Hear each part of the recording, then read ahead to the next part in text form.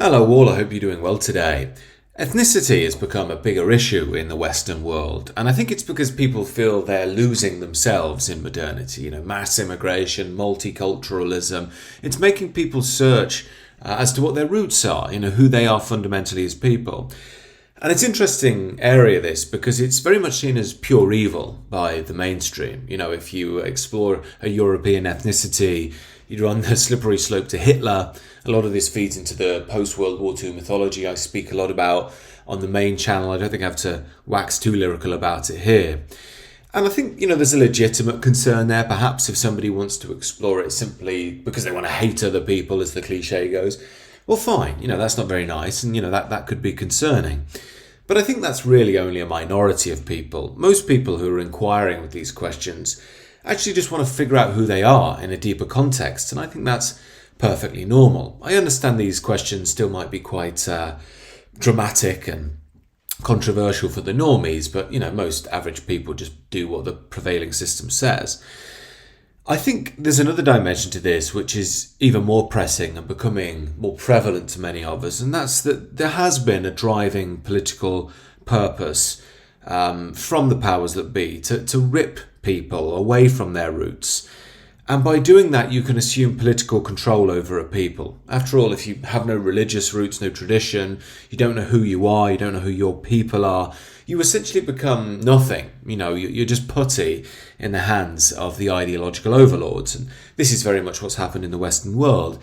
However, as I've said, again on the main channel, one of the problems that's arisen from this, especially for someone like me growing up in a city like Leicester, highly multicultural, is that you grew up thinking you're nothing and you realise everyone around you is something, i.e. an Indian Hindu has heritage, a Jamaican black guy has heritage, a Chinese guy has heritage, the Muslims have heritage, but you don't, You're nothing. And we've seen this a lot over the past, 50 to 60 years.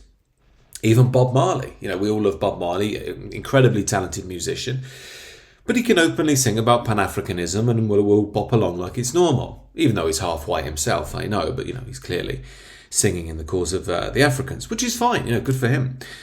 But the point I'm making here is, bit by bit, we've started to see that being told that you're absolutely nothing, and if you do try and acknowledge a sort of identity, you're immediately evil, is evil in and of itself. It's a horrible thing to do to a people.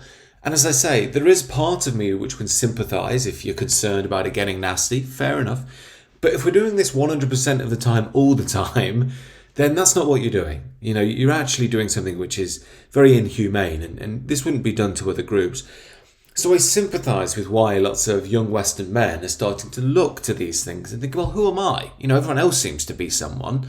Am I just nothing? The sort of white people don't have culture stuff. Well, the problem is that as, a lot of these Western men start to look for meaning in a deeper context, beyond the rational, that's beyond the ideological, they look into things like spirituality, blood, love, these things. They often go to church and they're very eager to find some direction. I've explored this a lot on the channel. The modern church is just not going to be able to give them direction because it's completely wrapped up in liberalism itself.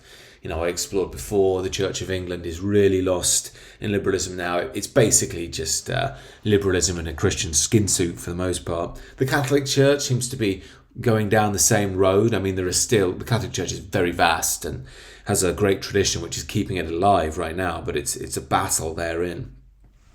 And they do this because of, these misled ideas of love, They will think that, oh yeah, but we're just being tolerant of everybody and we're all children of God, right? So we're all just the same. They'll have lines like this and not realise that ideology isn't just going to undercut their own tradition, and the stability of that, but it's also not necessarily true. Now, it is true, of course, that we're all children of God, but as I often say, that doesn't mean we all manifest in exactly the same way. Just like a tiger has its being in God, but a rabbit isn't the same as a tiger, which also has its being in God. We can tell there are differences. Now, I'm not saying some groups are lions and some are rabbits. I'm just making an extreme example to show that we can all have our being in God, but recognise there are differences and that different modes of being and experience will apply to those differences in the real world. You will also create different outcomes and so on. Now, there's nothing innately hateful about this. This to me just seems to be the reality of things. And without, if you like, the masculine energy in the church, it's hard to really call out the modern liberalist BS, which is undermining the church itself. And this is why lots of modern Western guys, or one of the reasons at least, are turning away from mainstream Christianity, because it's just become too soft and feminized and liberalized. And they'll very often look for much more trad Catholicism, or even move towards orthodoxy. Of course, one of the things about orthodoxy is it does have a very nationalistic edge to it. Greek Orthodoxy, Ukrainian Orthodox Church, Russian Orthodox Church, Serbian.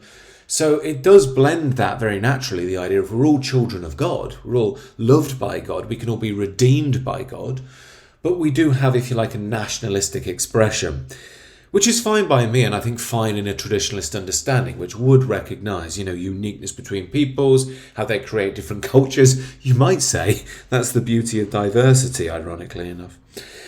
But anyway, this isn't enough for some people, and you can see that this is burgeoning conversation amongst many young men on the right wing at the moment between Christianity and paganism. And I think it's a really interesting conversation, going on there.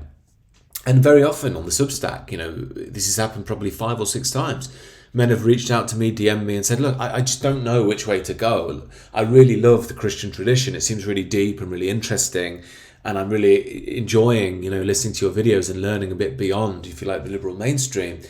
But I just feel it's just selling out, everything we are. It just happily will just throw us to the wolves, So they're looking into paganism. And paganism, you might think of it as being sort of, a girl called Moonbeam and feathers in her hair. And there is an element of paganism like that. But there's another reason why lots of young men in Europe are gravitating towards it these days. And that's because it is European. It's unashamedly European. It says this is who we are, and it affirms that. And in an era where you're constantly undermined and told you don't exist and told you're evil, while you're seeing your own countries, increasingly changing, you can understand, or I can understand, people's desire to find some foundations there and something that's not going to try and humiliate them and give them another Guardian Easter lecture on how stupid and evil they are. So I sympathise with the movements some young men are making in that direction. However, I have always said I've held to Christian mysticism, and there is a very important reason for that. I will touch on it, but I don't want to lecture anybody here. I think, as I've tried to say from the beginning of this channel, I think it's really important that you go where you must go. You must explore what you feel calls to you. And my opinion on that shouldn't really hold that much weight, because, as I often say, your heart, finding the truth within there, will open up a treasure trove of wisdom that's beyond what anybody can ever tell you. It doesn't matter if it's the Pope, Eckhart Tolle, the pagan master, Zen Buddhist master. They can all show you great things, but they can only point the finger. It's you, and it's your heart and the journey that demands that really matters. And as I often say, that journey will involve falling flat on your face. It will involve scratching your head. It will involve not being able to sleep sometimes because you just can't get this paranoia about who you are or existence out of your head. That's all part of the journey. Look, again, within reason, I wouldn't run away to just the world and say, oh, I'm feeling ill about that. I'll try and embrace it. Try and embrace this journey of learning. So if I say you have to be lost in order to be found. So I don't want to kind of give direct advice on what someone should do, other than, you have to address these questions seriously. The only thing I could say is just be sure that you're going into it with a pure heart. That's why I'm saying at the 7 steps I'm about to do a free call on. I really want a lot of guys to do this because it's helped me so much. You have to clean yourself out first before you're asking these questions. You have to have that shower for your insides to clean away resentment, anger, pain, guilt, shame. It's all got to go, because you won't be able to listen to your heart or God truthfully if you have all these demons in there making a mess. And those demons will sound like you, when they talk to you. I don't know if you've felt that within. I know I have. Oh, that person thinks this of you. Oh, I wonder what that guy thinks. Oh, I wonder if this girl thinks I'm funny enough. Blah, blah, blah, blah, blah. It's not me. It's demons. Or at least the way I see it is demons. You don't have to go with my interpretation. But I had to learn over the years, this is all meaningless. I just need to let go to God and let him take charge. But anyway, the reason I'm saying all of this is by all means, embrace what you feel you have to. And I don't really have any specialist pagan knowledge to really offer a good overview or analysis of paganism. I should really interview someone who does. But the point I really want to make in this video is don't get too lost in the ethnic layer. Yes, modernity has been exceptionally cruel to the Westerners in really removing that. It removes part of the humanity. But at the same time, we have to be careful of thinking that's all we are. That's not all we are. We are beyond that layer.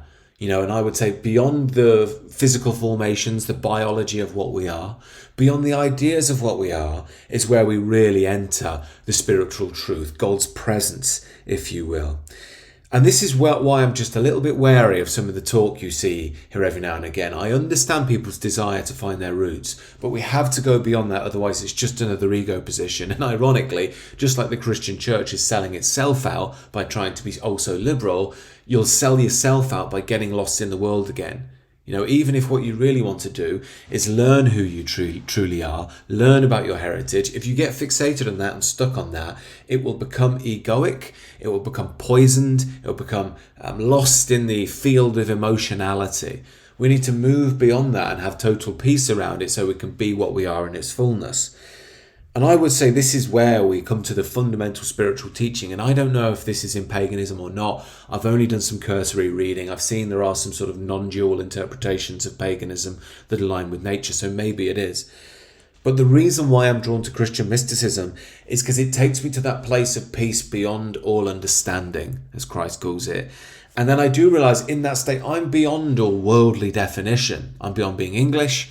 Beyond being male, all these things are my truest nature. It's beyond the world. Now, that doesn't mean I'm not these things in my physical manifestation, in my role in life. Yeah, I have a masculine energy, or at least I should work to allow that masculine energy to grow within me. And I've had to do a lot on that already, and I've still got to do a lot more.